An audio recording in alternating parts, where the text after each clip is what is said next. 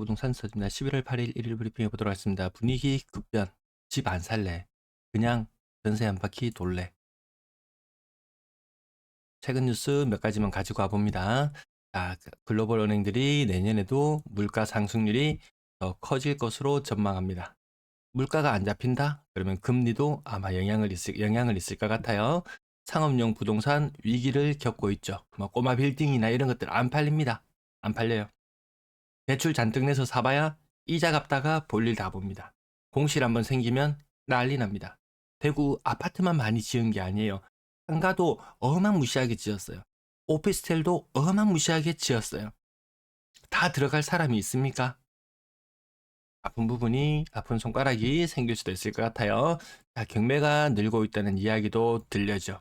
매물도 쌓이지만 경매 물량도 늘고 있습니다.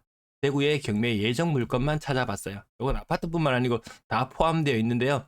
860개가 대기 중이고 지금 시장에도 많이 나와 있어요. 물건이. 임차 인기 물건들이 좀 많습니다. 보면은 요 페이지 수 보이시죠? 요건 저 여의도 경매 무료로 볼 수 있기 때문에 여의도가 아니고 여의주 경매 사이트 이용하시면 무료로 뭐 웬만한 것들 다 검색이 가능합니다. 자, 남산 롯데에 조금 시끄러운데요. 한 분이 지독하게 추적을 하고 계십니다. 진짜 중요한 7.7억 실거래가가 한 건 터지면서 나머지 뭐 7.5억 뭐 얼마짜리 이런 거래들이 이어서 터졌습니다. 이 7.7억이 신호탄이 되면서 7.45억, 7.45억, 7억대 거래 터졌죠. 그 이전에는 6억대 중반이 주류를 이뤘었거든요. 근데 5월 20일 날 7.7억에 거래된 것이 취소가 되었습니다. 이거 분명히 뒤가 구리다고 볼 수밖에 없는 상황으로 보면 돼요. 이때가 보류지 매매할 때하고 좀 연동이 되면은 좀 상당히 냄새가 많이 난다고 볼 수도 있을 것 같아요. 뭐, 알 수는 없죠. 정확한 내용 알 수는 없습니다. 자, 은행이 미치고 환장하고 펄쩍 뛰어오르십니다. 야, 너희들 금리 올려. 대출 지금 너무 많이 나가잖아. 안 되겠어. 금리 올려라고 압박을 줬어요. 금리 올리자마자 정부가 떠나섰습니다. 상생금융 해야지. 또 금리를 내립니다. 근데 요 중간이 없다고 한번 생각해 보세요. 카카오를 제외하고는 한 달 전 대비 금리가 다 오른 상태는 맞아요. 카카오는 지금 납작 엎드려 있는 상태죠. 자, 매물. 자, 정상 궤도로 다시 접어드는 것 같습니다. 정상 궤도로 매물이 늘어나는 구간으로 접어들었고요. 전세도 다시 정상 궤도로 늘어나고 월세도 늘어나고 전체 임대 물량도 17,000개. 이 많습니다. 적은 숫자 아니에요. 자, 아파트 거래량 74건. 찜찜하죠. 대구는 9월을 정점으로 거래량이 꺾여 나가기 시작할 거예요. 제가 거래 일수 비슷한 날짜를 같이 초록색으로 묶어봤어요. 추석이 끼었을 때는 좀 잡기가 애매해서 빼고요. 자, 거래가 살짝 식었다가 8월달 이때 어떤 사태가 있었나요? 50년 주담대. 9월달 어떤 일이 있었나요? 이제 특례 심하이 이런 이야기가 있었어요. 자, 이런 것들 때문에 사람들이 바쁘게 빚을 내서 집을 삽니다. 계약 때려박죠. 그러면 거래량이 줄어들 법하다가 초록색 뒤에 날짜만 볼게요. 뒤에 날짜만 보면 거래량이 좀 줄어들 법하다가 갑자기 놀라서 거래량이 팍 튀어오릅니다. 근데 지금 다시 팍 줄어들었죠. 지금 9월 거래량의 이 수순의 한 3분의 2 정도 수순이기 때문에 이때 마무리가 2,100건으로 마무리가 되었어요. 3분의 2 수준으로 거래가 된다면 1,400건. 아마 제가 다음 달 예상은 한 1,600건으로 볼 거예요. 요 시뮬레이션 1,800건, 1,600건 이렇게 차츰차츰 줄여 나갈 겁니다. 어제까지만 해도 이번 달 거래가 마무리되면 1,850건 뭐 이 정도까지도 봐지는데요. 이 추세라는 게 이 늘어나는 추세인지 줄어드는 추세인지가 굉장히 중요합니다. 지금은 아무튼 거래가 줄어드는 추세다. 야금야금 줄어드는데 2,000건, 2,100건 수준에서 1,800건, 1,600건, 1,400건 이 두세 달이면 분위기가 급변할 수 있어요. 미리 대응하기 힘듭니다. 야, 대구 반등 세네. 2020년도, 21년도 어떠네요. 겁나게 오르네. 조금만 더 들고 있어야지. 그랬던 사람들 실패했죠. 이번에도 야, 반등 제법 되네. 이렇게 사람들이 인식할 때가 단기 고점이 될 확률이 있다라는 거죠. 지금 저는 조심스럽게 일단 대구에 단기 고점은 지나고 다시 내리막으로 가는 것으로 그렇게 살펴보고 있습니다. 자, 6억 이상 거래량 오늘은 73건, 70 몇 건인가요? 아, 요 시뮬레이션 요거 빠뜨릴 뻔했네요. 74건. 시뮬레이션 80건으로 시뮬레이션 하자고 보고 있거든요. 주간 기준으로 주간 430건 기준으로 살펴보고 있는데 예상치보다 더 적죠. 더 적어지는 그런 추세로 갈 겁니다. 그러면 430건으로 시뮬레이션 하다가 다시 400건으로 시뮬레이션 하다가 이런 식으로 바꿔 나갈 거예요. 그러면 어느 정도 여러분들도 예측이 가능하시겠죠?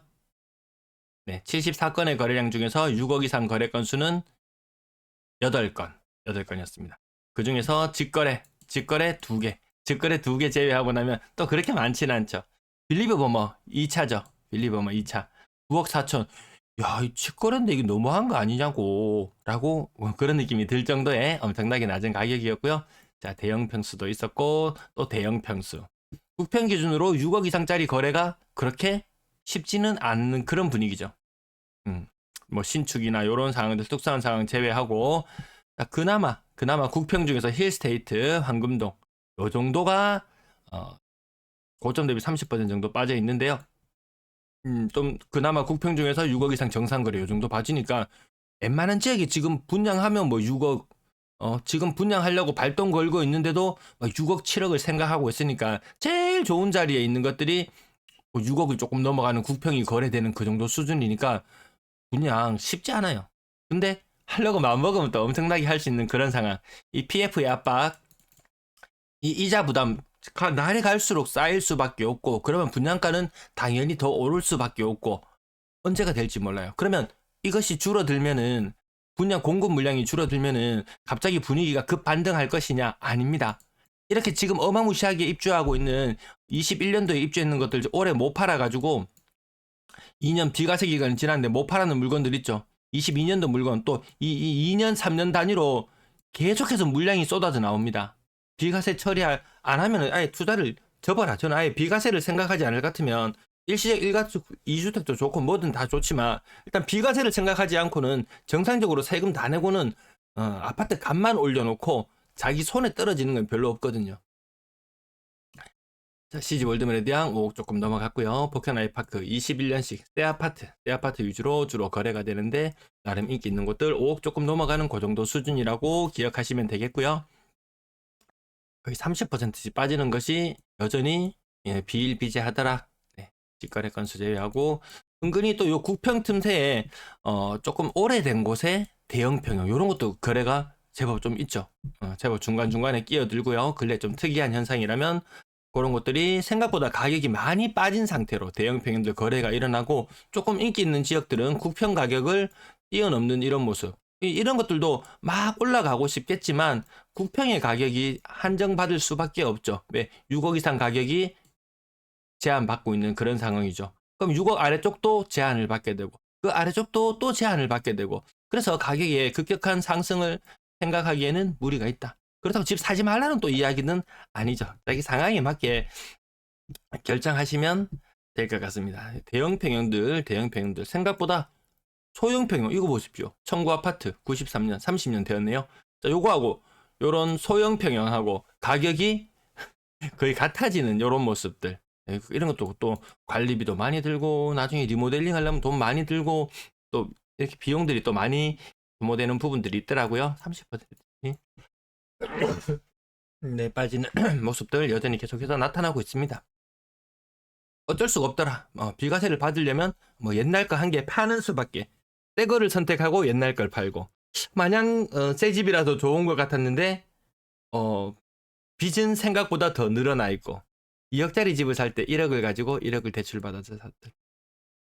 그동안 돈이 조금 불어났다고 치지만 지금 또다시 한번 한 바퀴 돌고 나면은 또 한 2억을 가지고 2억을 빚을 내서 집을 4억짜리를 샀다. 빚이 2억이었죠. 지금은 돈을 또 불려가지고 3억을 가지고 3억을 빚을 내서 6억짜리를 산다. 아, 이상하다. 내 집 한 채 생기고 새 집이 생기고 좋긴 한데 이 빚이라는 숫자가 자꾸 커져만 간다. 차입금의 규모가 자꾸만 커져만 간다. 이런 부분들이 좀 찝찝하죠. 그러니까 소비는 일어나기가 점점 힘들어지는 그런 형국. 물가는 더 오르니까 장바구니는 더 가벼워지고 얼마 전에 어디 트레이더스를 한번 다녀왔는데요. 사람들이 짐을 잔뜩 실어요. 생수를. 생수를 잔뜩 실습니다. 예, 비싼 물건들이 많이 실는 모습들은 생각보다 많이 안 보였어요. 그때 물이 뭐 1.2리터짜리 한 통이 400원 정도 치였나? 그러니까 물을 5만 상 담고 있지 다른 것은 그렇게 많이 담는 모습은 아닌 것 같더라고요. 보니까 건당 거래 대금도 내려오고 거래량은 지금 선방하고 있지만 이 분위기가 이런 분위기로 갈 지금 확률이 더 높아 보이죠. 여러분들이 지금 자 1번 요렇게 분위기 지금까지 좀 좋아지고 있었으니까 1번의 흐름으로 갈 것이다. 아니면 요거 2번의 흐름으로 갈 것이다. 요런 현상들 다시 나타날 수 있다라는 부분 저는 요 2-2-라고 마음의 준비는 좀 해야 된다. 지금 이 흐름이 거의 1년간 또 이렇게 지지부진하게 흘러간다면 요것이 24년도의 모습이 될 것이고요. 25년도의 모습은 비과세 물건 막 이런 거 팔고 싶어가지고 사람들이 매물을 자꾸 내놓게 되면은 시장 분위기는 더욱더 급냉하고 오히려 2025년 급등이라기보다는 오히려 2025년이 더 안 좋을 수도 있겠구나. 이렇게 전망하고 바라보고 있습니다. 그래서 제가 간혹 가다가 사실 분은 사셔라. 근데 이 좀 합리적인 가격이나 이런 것들에 좀 도달했을 때의 이야기지. 그러다고 어떤 분이 글 남겨주시더라고요. 님 분위기 바뀐 거 아닌가요? 이렇게, 이제 좀 기조를 좀 전환한 것이 아닌가요? 이런 말씀을 남겨주신 분도 계셨는데요. 저는 여전히 그 일본식으로 장기적으로 이렇게 하향 곡선을 그려간다. 물론 일본이 이렇게 하향 곡선을 그려가는 가운데도 신축 맨션 가격은 오르는 현상 맞아요. 근데 구축 기준이나 이런 것들 거래 사실 잘 안 되죠. 시장에서 거래되는 것은 신축이 거의 다고 한 90% 정도 거래되고 구축은 한 10% 정도 거래돼요. 이것이 지금 우리는 구축이 훨씬 더 절대적으로 많은 비중을 차지하잖아요. 대구 아파트 한 65만 개 되면은 이 중에 한 5년 차 안쪽으로 신축해봐야 한 10만 개 정도 돼요.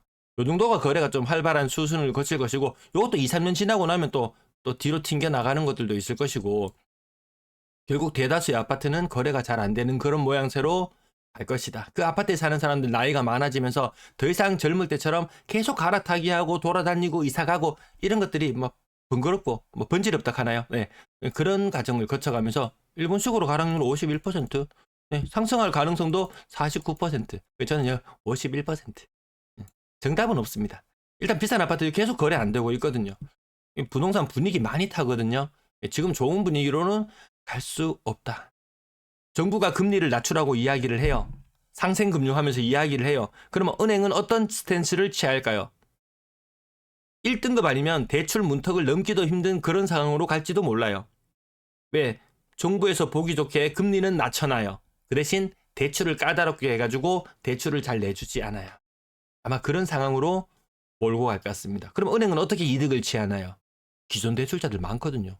새로 신규 대출자들 없어도 기존 대출자들한테 우대금리 뺏고 갱신할 때마다 금리 급등시키면은 알아서 수익은 보장됩니다. 네, 분양권 거래도 조금 줄어들고 있는 모습을 보여주고 있는 가운데 집 안 살래? 나 전세 살고 말래라고 제목을 붙여본 이유는 갈수록 전세 거래량이 늘어나더라. 전세 거래량이 일별 기준으로 이렇게 체크를 해보면요. 7월, 8월 달보다 거래량이 훨씬 더 늘어나고 있어요. 그렇다고 해서 가을이라고 해서 대단한 거래량이 많이 나오는 이런 모습도 아니지만 약간 더 늘어나는 평균, 예년 평균을 봤을 때 약간 정도 더 늘어나는 그런 수준이거든요. 그럼에도 불구하고 지금 전세 거래량은 제법 괜찮게 나오는 게 맞다. 전세 가격이 그렇다고 껑충껑충 뛰느냐? 아니더라. 네, 3억 미만 비중이 갑자기 좀 올라가는 모습을 보여주고 있어요. 금리 영향 좀 제법 받습니다. 4억 이상 거래 비중은 조금씩 다시 줄어들고 있고요. 월세 거래량은 예전보다는 많은 수준이고 가격은 안정되어 있더라. 네, 시청 감사합니다.